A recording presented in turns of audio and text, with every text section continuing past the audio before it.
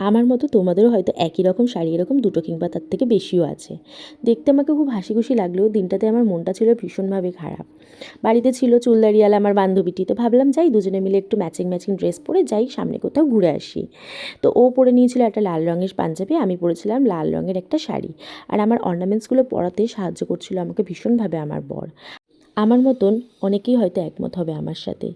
এই স্বার্থপর পৃথিবীতে যারা আমরা ভীষণভাবে একসময় আত্মীয় স্বজন বন্ধুবান্ধব পছন্দ করতাম, তারা এখন না ভীষণ একা থাকতে পছন্দ করি। প্রিয় কিছু মানুষ ছাড়া, বিশেষ কিছু মানুষ ছাড়া মনে হয় একা থাকাটাই সবথেকে বেশি নিরাপদ।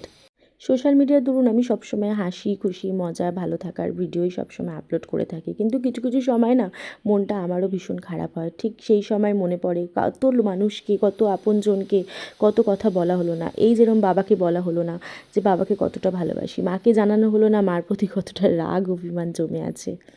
ঠিক উল্টো দিকে কিছু মানুষ হয়তো তোমাকে ভীষণ ভালোবাসতো, তুমিও তাকে ভীষণ ভালোবাসতে, বলার কিছু প্রয়োজন থাকতো না, তার উন্নতি, তার খুশি থাকা, তার ভালো থাকা সব কিছুতেই তুমি ভীষণভাবে খুশি হতে। আমারও ভীষণ ভালো লেগেছিলো আমার খুব প্রিয় খুব আপনজন তার উন্নতিতে আমি সবার আগে পুজো দিতে গিয়েছিলাম মার কাছে। সোনারপুরে বিপত্তারিণী বাড়ির যে মন্দির আছে সেখানে মার কাছেও আমার প্রচুর অভিমান, অনেক অভিযোগ জমে আছে। তাই প্রতিনিয়ত প্রতিবারই কোনো আনন্দ দুঃখ ভালোবাসা যাই থাকুক সব কিছু জানাতেই পৌঁছে যাই সোনারপুরে বিপত্তারিণী মার কাছে।